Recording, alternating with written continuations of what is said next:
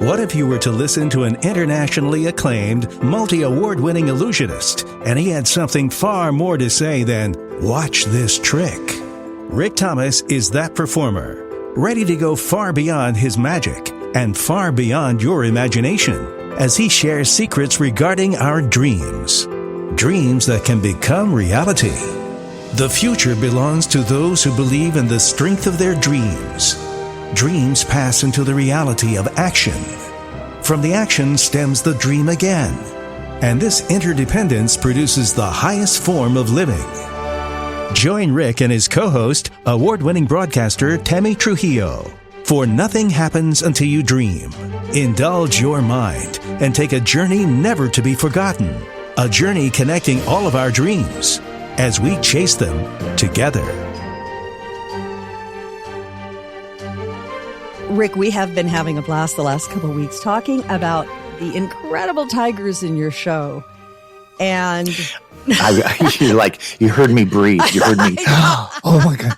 You know why? Because tigers were in my show. Well, they're in my life for 20 years. Mm-hmm. And there's, people ask, well, they're not in the show now. They're not in your life. You're not raising the tigers or they're not part of your life at the moment. I said, they will always be a part of my life. You can't erase the memories. I am truly one of the privileged few who had that opportunity to have these animals in my life. And I can't take that away from me, nor would I ever, no matter what anybody says. I used to think about your tigers a lot when you had them in the show in Vegas, and I got to come and see them at the house and all of that. But I always thought, I want to stay here and be with these animals. I even thought I would volunteer at some point to just be your tiger brusher. No. No, really? No, there are a lot of people willing to give of their time just to be around the tigers. Not me, just be around the tigers. Oh, well. And I say that in jest, but it's the truth. I'll tell you flat out right now. I never meant the tigers to be the show. Mm-hmm. I never meant for it to be all about the tigers. I wanted to be the magic of Rick Thomas. And by the way, he just happens to have tigers as well. And they're an integral part of my production. Mm-hmm. Well, it didn't matter. People still came to the show and it was all about the tigers. And last night, a woman came up to me after the show. And of course, I now have Great Pyrenees dogs in the show, mm-hmm. which are stunning. They are beautiful boys. And I allow people to go backstage to a backstage experience and see the dogs during the intermission of the show. But I don't bring them out after the show. And a woman came up to me and says, "Why don't you bring the dogs out?" Oh. I said, because the moment I do, no one even realizes I'm in the same room. They don't care about me. They don't care about the dancers. They don't care about anything but the dogs. And I said, and I can't have that. I can't take it. My ego just, it thrashes me. So for that reason, it was just funny. But we want the dogs. I said, I know, because that's all that you care about, the dogs. Oh. So as far as the tigers go, it's the same thing. Anybody, and you're saying, oh, I wish that I was the person who brushed the tigers or whatever. Mm-hmm. Just having that chance to be close to something that, if you want to use the word wild or exotic, magnificent. is magnificent is privilege. Mm-hmm. But there's an adage in Hollywood that you never work with animals or kids because they're going to upstage you and steal the stage every single time. Every time. Even if they're not trying, right. Because they just attract. But I will tell you, and I saw the show many, many times when those gorgeous tigers were there. I saw you too, okay? So don't feel like it was, get Rick off the stage. Where are those tigers? No. The magic was there. It came through. The tigers, they just are like the cherry on top. All right? Yep. But yeah, we're going to talk about Storm, Thunder, and Lightning, the beautiful dogs down the road here. So we're not giving them short shrift. They're in here too, but we still got to talk about tigers because there's more to tell.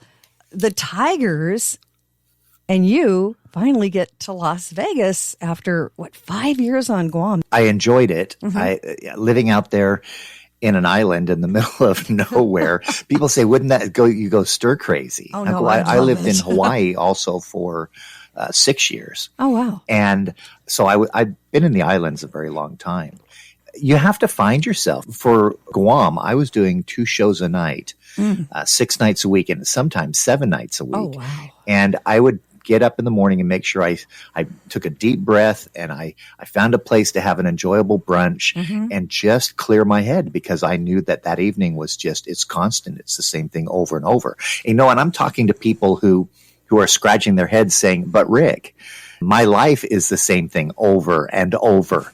I have a 9-to-5 job and I go in and I sit at my desk and I do the same thing every day. And I said, well, if that's the case, then you have to do what I did, and that's find your space. You need to find a place for you to take a deep breath and realize how wonderful life is around you in spite of the job that you're doing. I told my cast and crew out here in Branson, it is now October and the leaves are falling. They're changing color. It is brisk. It's about 60 degrees. And I said to everybody while we were rehearsing, believe it or not, for our Christmas production, I said, have any of you gone outside and just taken a deep breath of fresh air and just stand there and enjoy being alive? I said, go do it, and do it now. So if anybody is listening to this, take a moment today, find some space. Count your blessings. Make sure that you realize that just being alive is awesome. And I know the 9-to-5 job or whatever you're doing can just bog you down, but take those few moments every day to find yourself. And that's what I do. And that's what got me through not going stir crazy on an island, right? But people don't do that, and I am so guilty of it. When I'm working, I just work straight through. You need to take that break. I can't do it when I'm on the air, obviously, but like when I'm at the college, I know it. I should just go out, sit on a bench, because it's beautiful in Southern California. We're still got temps in the 70s and 80s here right now, at least, and see my beloved squirrels. Our campus has squirrels all over it, and I mean, I love watching those guys, and they're so friendly. But it's so hard sometimes to just tear yourself away for 15 minutes. But it is essential. You're absolutely right. It's essential to do something like that. How many of us already with our smartwatches that we wear, pay no attention to the watch telling us to get up out of our chair and walk around? Mine does. Mine tells me constantly, it's about time you get up and walk around. And you look at your watch and you see it every day. And what do? Nothing. I don't You have look at it such and go, a watch. oh, sure. Okay, well, if you did, They don't that work. little watch taps you on the wrist and it tells you, you know what, you've been sitting for a long time. You need to get up and walk around.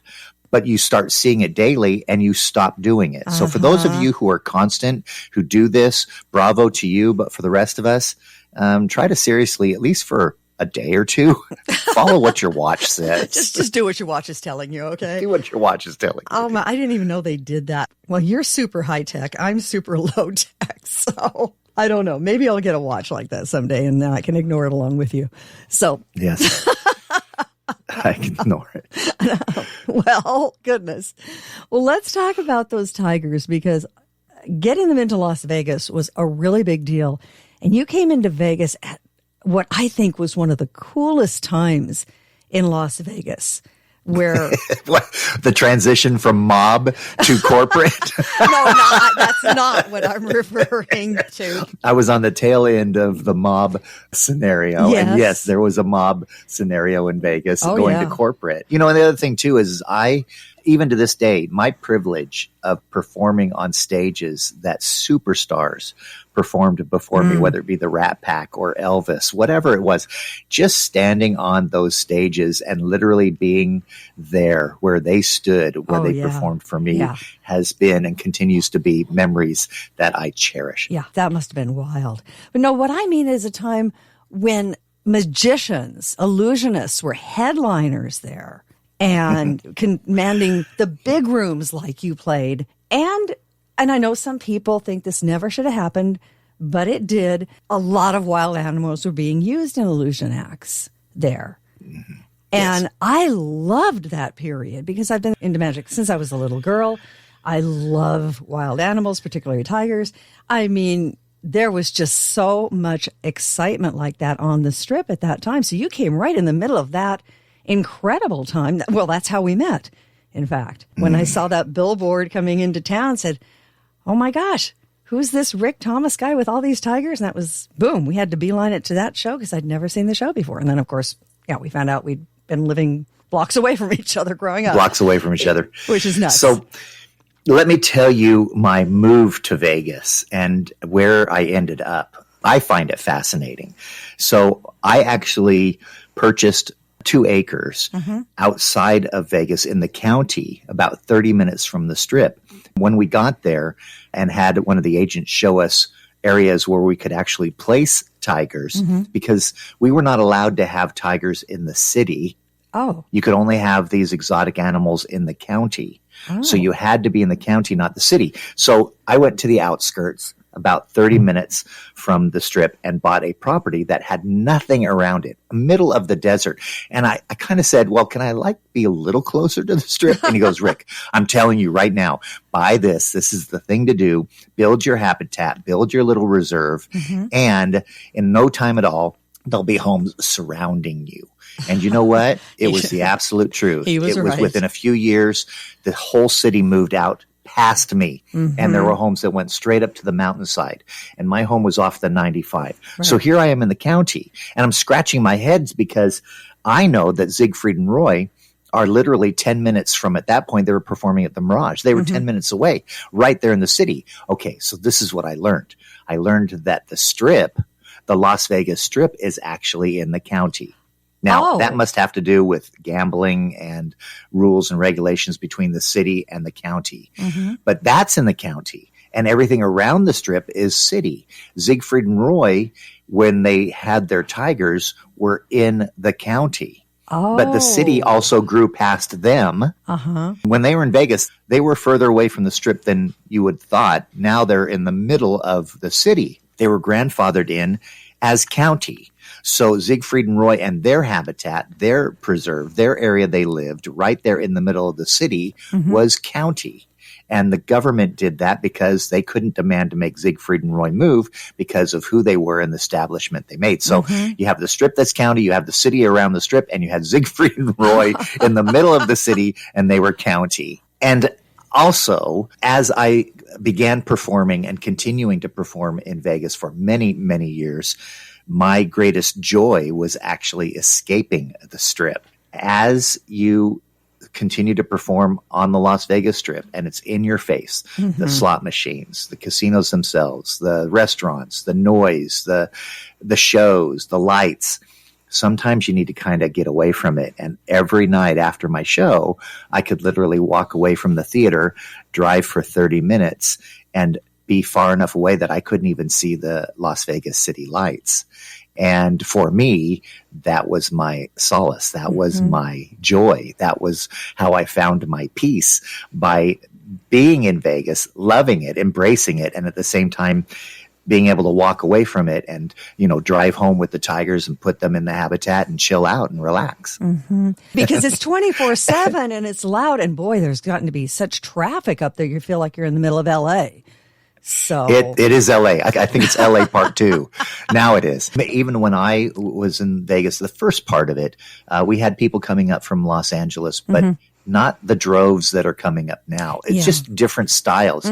And I still love and embrace Vegas. I will be performing there in Vegas in February. A few months a year, I'm always out performing in Vegas. The show closes out here in the Branson area, and I get a chance to still go home, so to speak, and present in Vegas. So I'm still out there, and I look forward to everybody coming out and seeing me in Vegas at that time. It'll be in February. I'll give you the dates later. Don't worry about it now. I got to say, and I'm not going to steal the thunder here, but you've got some very exciting West Coast dates. Hear that, everybody? West Coast dates in February of 2023. You told me about them today earlier. Again, I'm not going to reveal, but if you're on the West Coast, February, okay? Just February, because this is wild. I can't wait. Thank you. I can't get to Branson. It takes time to go to Branson. Yep, I know. But I'm aware. yeah. It's all right. So I got to bring the show to you. I understand. Exactly. Thank you for doing that. But you've got 3 terrific locations out here on West Coast for February. So we're going to be promoting those coming up. But I'm just warning you, keep February open, okay? We got a lot of magic coming for you. This is so exciting. It really is. All right. Finally, you're called to the Vegas Strip. This is like the dream come true. This is where you've been trying to get. So how does this all go down? My first 10 years, I was at the Tropicana. If you've listened to previous podcasts, and if you haven't, do so.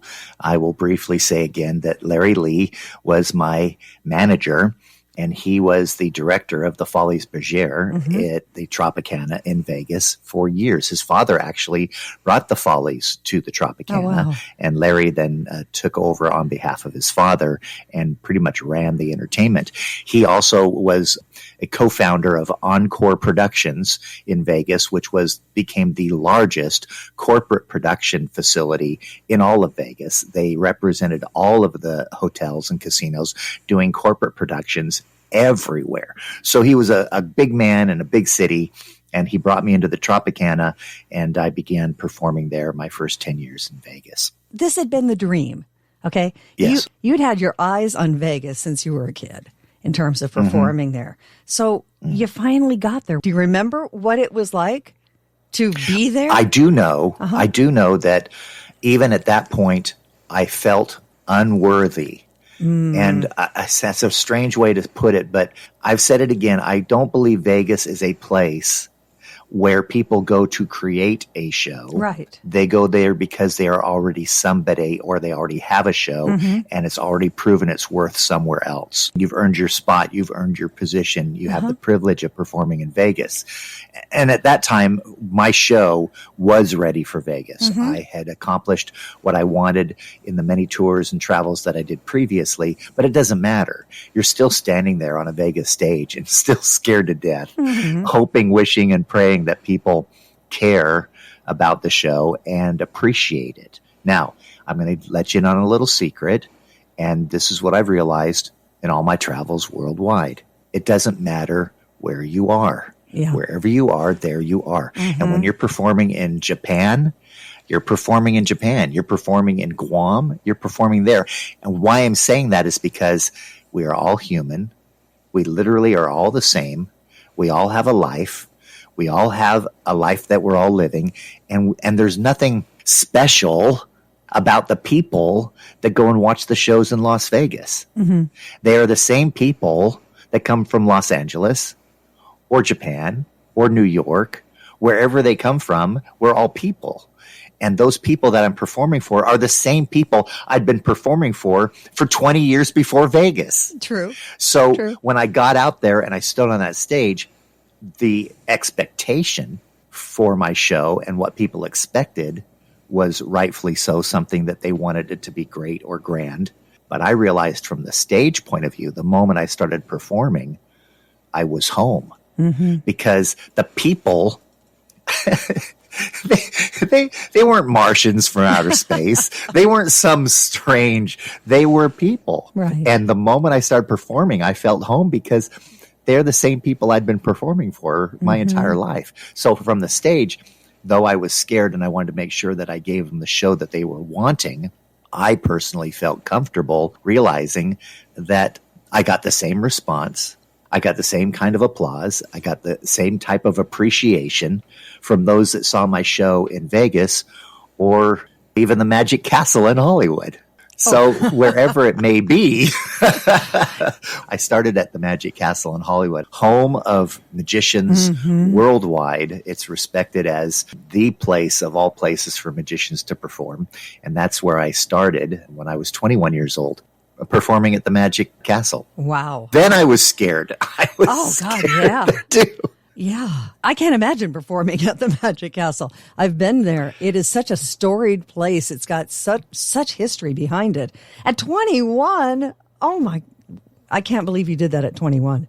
That's crazy. You must have been out of your mind with, scared to death, but amazed that you were actually there. You fight for something in some way or form, it's going to happen.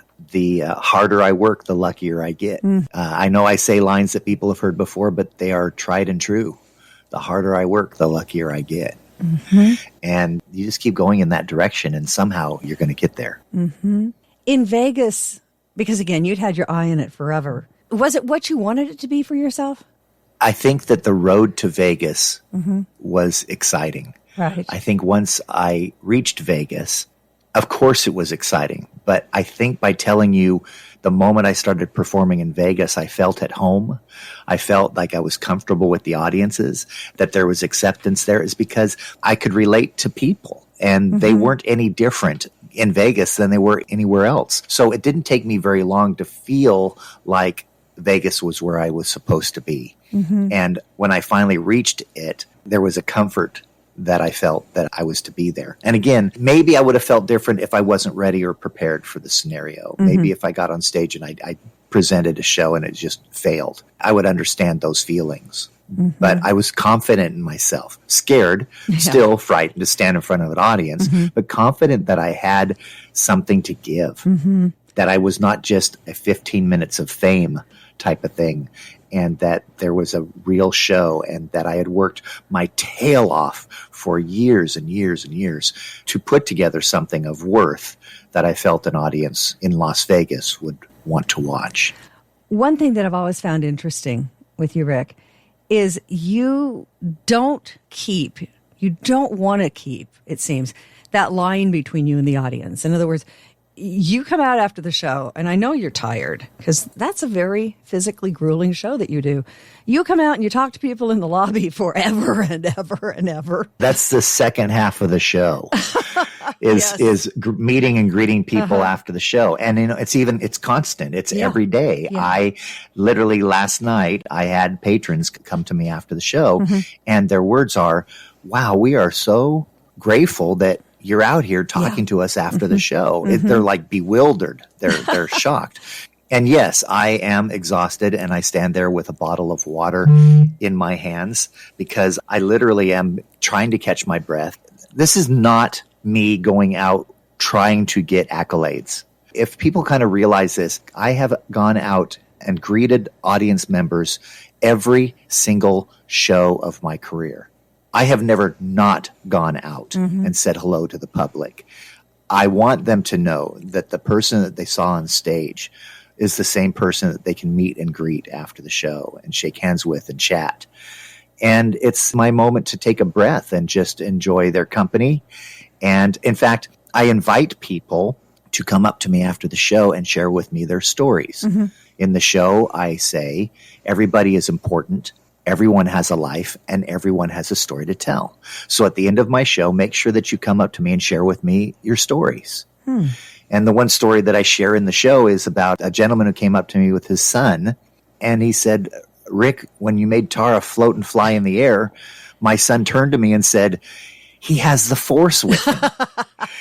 And again, it's repeated because that is a charming moment that can never, ever be forgotten in my entire existence. In fact, my book, The Tiger Whisker, and the story of the Tiger Whisker is one of the reasons why I continue to go out and talk to people after the show. Because you're going to soon realize when I share with you that story, what changed my life forever. And there was no way it would have happened unless I was out there meeting and greeting and listening to other people's stories. So I invite people to share their life with me as well. And that's people, they have a blast. I have people coming out of the show in tears. Thank you for talking about your dreams. That has helped me. That's kicked me in the butt, made me want to do something with my life. Those are things that are exciting to hear. And I wish everybody well in following their dreams, but that's what the show's all about. So share your stories, find your stories and share them with the world. Well, we all have great stories for sure. But the one thing, again, not just meeting people in the audience, but one thing that I know you've always tried to create experiences for people to meet you outside the theater. And one that's in the book, and oh boy, I wish this one had happened, Sleeping with the Tiger's Encounter. Yes. Oh, Rick, that was one of the best ideas ever. Okay, so my habitat at the home was designed to hold all the tigers in a circle or a square path. In the middle, there was an area where it was a play yard. It was an area where the tigers could be placed in the center, where all of the exterior habitat area where all the tigers were held could be led into the center, and they run around in the center of the habitat. And then they can be pushed back out to the sides and that center section open. And there were many times I could walk into the habitat, into that center section, and be surrounded by tigers. They were all around me. Everywhere I turned, there were tigers to the left of me, tigers to the front of me, tigers behind me. And I'm standing there. And though it was an area for the tigers to play in and find their space, we could also go out there and have a family dinner if we wanted. And the families sit there in the center of this habitat with these tigers around us, safely having a beautiful dinner, having that experience of these tigers being around us. And when I experienced that opportunity myself, I wanted everybody to have that same opportunity. So while we were working on expanding the tigers and other people experiencing what I felt in my life, I created a concept of sleeping with the tigers. And that is for those that wanted to have an upgraded, luxurious hotel room in one of the amazing casinos in Vegas. You could walk into that hotel room and at any given moment, pull open a huge set of curtains and across from you in a beautiful glass habitat, waterfall, beautiful area, are tigers. Oh, wow. And you can literally sleep with the tigers. And we would have these tigers in these massive hotel rooms. And on the other side of it, have a beautiful area for the tigers. And you could get pretty close to being right next to these cats. That would have been amazing. And it's just called Sleeping with the Tigers. And I thought that was a pretty awesome thing that I could have done in Vegas, but it never happened. But the idea was right on. Oh, it would have been booked nonstop, I think, because what an experience. Again, people, they saw the tigers in the show, and I know everybody in the audience wanted to get up close and personal with them and really see what they were like. Because again, when would you have that experience? When would you have that opportunity? Crazy. They just don't. And for that reason, I created a tiger experience. I really wanted this to happen to hotels. It would have. It's just that life began to change and other projects happened. And it is something that I still appreciate, something I thought would have been amazing. Now, my family, my children, they don't know any different. They were raised with the tigers. Tiger cubs were often in the home and running around with the children till the tiger cubs were up to at least 6 months of age. Oh, what before fun. They were always kept out in the habitat. And the reason why I say 6 months of age is at that time, even though the animals are trained, they are never tamed. At about 6 months of age, the tiger's natural instincts and their understanding of what they are start to show through. Oh. And that is, they start to chase the children around the house and dear. and not play with them, but jump up on their back and grab their neck. Oh, dear. And take them to the ground. And, That's not good. at that point, you're like, okay, enough of that. We're going to put you back out in the habitat. Now, even at 6 months of age, that little tiger cub's having a good time and they're playing around, but their roughness starts to show through. And they're not a baby cub anymore. And then you have to, of course, respect what they are and their attitude and what they will be. And that is a real tiger. Right. But my children were raised with these tigers. In fact, you can go online to rickthomas.com and you can go in. There's one area where if you see a picture of a tiger in that website, you click on it, it'll take you to a hidden section where it shows you actual photos of the tiger cubs and the children just running around and playing in the house as though they were a pet. And that was good. That was good for them because they didn't understand any difference. My daughter, Miranda, she went to school and told the teacher about her pet tigers, and teacher told her to stop talking this fantasy that she has tigers. And she actually called us, and I said, do you know who I am? I said, I'm Rick Thomas from the strip. I do have tigers. My daughter does have tigers. You owe my daughter an apology. Good for you. And my daughter, Miranda, thought it was normal. She says, this is my tiger Samson, and this is my tiger Kira, and my tiger Zeus. And so she had all these tigers, and that was normal to her. I know I'm kind of jumping ahead and bouncing around as far as the book goes, but I don't care. I want to make sure people realize the thoughts that are in my head this very moment. And that is that there are those that say, well, Rick, you shouldn't have tigers. They are an animal. They are a dangerous animal. They are an exotic breed. And I say back to them, I understand your feelings, but my honest opinion is no animal, whether they be a tiger, a dog, a cat, No animal was ever meant to be a pet. Did these animals ever get a name tag put on them saying that they were meant to be a pet? Mm-hmm. So you need to realize that your right to own a dog and a cat is the same right I have to own a tiger. And yes, they're dangerous, but so are dogs and cats. Yes, they are. They right? can be. Mm-hmm. They're never, and I repeat it again, they were never meant to be pets. Do these animals need us to survive? The answer is no. No. They don't. No. They don't need us. They've never needed us. They're fully equipped. But let's reverse it. Do oftentimes people need pets? I know, and you can tell me about your menagerie of cats that you have. And dogs.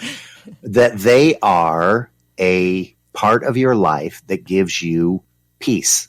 And everything that gives else. you and everything. Okay, because they don't judge. Never. They Never. don't judge as humans do. So people have pets and they can tell you that they are critical to their life. But I will tell you now, please, so you understand my existence with tigers in my life, that all animals never needed humans to survive, and they are not pets. No. They are, but they don't need to be. So when you do that, just remember that for me and my children, it was quite common to have tigers in our backyard. Oh, wow. Just because they were there, and my children knew nothing different. So they having a tiger was the same as somebody else having a dog or a cat. So whether they're dogs, cats, or tigers, I would suggest and tell everyone that we are all lucky to have animals in our lives. Oh, yes. And to not judge. Yep. I don't know where I'd be without my animals. And yes, we do have a menagerie. And I will tell you, one of the sweetest animals in our menagerie is a 100-pound sulcata tortoise named Cecil. And who named Cecil? Oh, he's named after Cecil DeMille. Oh, okay. There you see, you have to tell the whole story. I'm Everybody sorry. has a story. So even your tortoise, correct, Yes. has a story to tell. Yes, he does. All of my animals are named after 30s and 40s movie stars. That started long ago and it's continued. But even an animal like Cecil, and you wouldn't think that a tortoise would have emotions and want to be friends. But you know what? That tortoise comes screaming, running across the yard at you. And you're thinking, what is he doing? Here comes this cannonball. He's coming over because he wants you to pet him. He'll try to crawl into your lap. He wants to be friends. We are, I know you don't want him on your lap.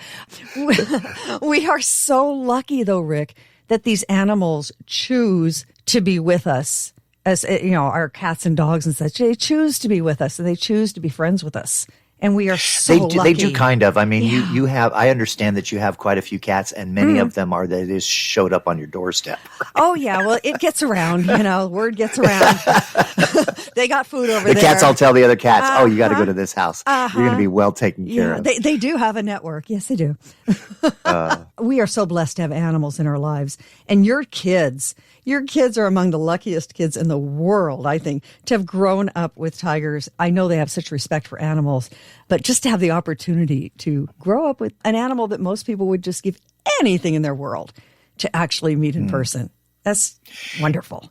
I love it. It also gave me nightmares. Those were the challenges, having the animals at the home with the children. Yeah. But as I said, they did play around with the children for their few months that they were cubs.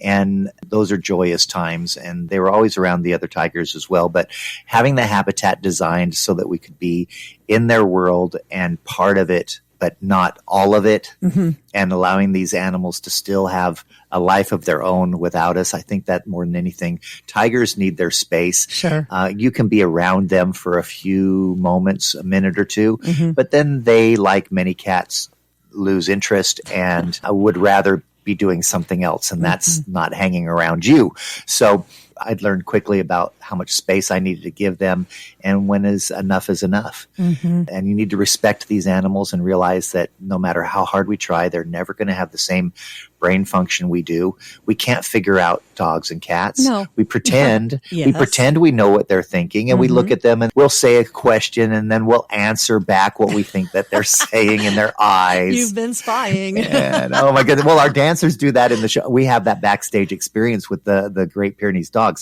So in the middle of the show, we bring people back up on stage and they get a chance to pet the dogs and ask questions about the show. And never fails. The dancers are literally talking to the dogs and answering their own questions. You know exactly what I'm talking about. Oh, yes. You know that these yes. conversations we have with our pets are one-sided. They're two-sided, but you fill in the blanks. Yes. I think I'm pretty accurate, though. Come on. Oh, you're pretty accurate? I think so. Oh, goodness. I think so. You know what? What's fascinating, too, is personalities. Oh, yeah. Someone, even last night, having a photo taken with these beautiful dogs. These Pyrenees dogs look identical. They'll say to me, how do you tell them apart? And I can honestly tell you, personality. Oh, yeah. I can be a distance from them and see how they walk, how they look at you. And the moment you do, I go, oh, that's thunder or that's lightning, because of the way that they are. And they have a personality, and every animal has a personality. Remember, I even said in a previous podcast about every family having a scar. And I loved Lion King because it represented a family. Right. And if you looked at all these lions, we humans can relate to them because everybody has the king, everybody has the prodigal son, right? The son that leaves and returns, and then you have a scar. You have somebody who's a little rough around the edges, and we all have scars in our life. What makes it different is their personality. They're all lions, but they all have different attitudes. Just like people. Just exactly. Like people. They are totally sentient beings. So I will tell you that in some way or form that we can relate to animals, that there is a relationship, that they do need your love, that I do appreciate the way that humans and animals can relate to each other and have relationships, and humans get something out of it that fulfills their lives. And in the return, these animals in some way or form love us back. And I appreciate that. And once again, embrace your animals, understand I know where you're coming from. And I do hope, heart and soul, that you're enjoying this podcast and what I can tell you about my life, my show, and my experiences with my tigers. Well, we have more tigers coming up because we're moving on to chapter 11 next week. And we're getting to that story about the tiger whisker. Don't worry. People are saying, when is he going to tell that story? Soon. Okay. So we'll get there. You know, something else coming up soon. And we've been hinting and talking about this for a couple weeks, Rick. We have set the date. The date is November 6th. November 6th. Yep. That is a Sunday evening. It is. And this is going to be our live webinar where you're going to talk about gold and silver. My investment in precious metals and why it's important during these troubling times. I will stay non-political. It will be all about why you need to consider diversifying what you have. And it's not a hard sell. All you have to do is look at your stocks. Or don't. And everybody will be at my event and watching my Zoom event and me sharing with you the story of my life, why I embrace gold and silver, the worries I have for a currency that we call a fiat currency, even Tara and being from Zimbabwe and how that fits in and the challenges they faced with countries that collapsed. And then on top of that, I'm going to show you some videos of some magic as well. It is going to be a rocking event, and I'd love to have you there. November 6th, so save that date. It's a Sunday night. We will have all the details put together when we talk to you next week. But again, doing the news, every time I'm on the air, we have stories about inflation and stories about things getting expensive and stories about, well, now there's, believe it or not, if you go to the store, you're going to have trouble finding butter because things are going so crazy. You feel like a victim. I don't even look at my 401k anymore because I don't need to get depressed, because it is depressing and you feel out of control. You just do, because you can't control these things, but you can control some of it. That's what we're going to talk about on November 6th. And I think it's going to be really eye-opening for people, Rick, so that they understand that they can take some matters into their own hands. So we'll have all the details coming up, but mark November 6th, the evening of November 6th on your calendar right now. Yep. The magic of gold and silver. With a little more magic thrown in. We're going to have fun. It'll be great. Hey, it's been a blast. Yeah. Embrace your pets. Yes. Go out there and get a breath of fresh air.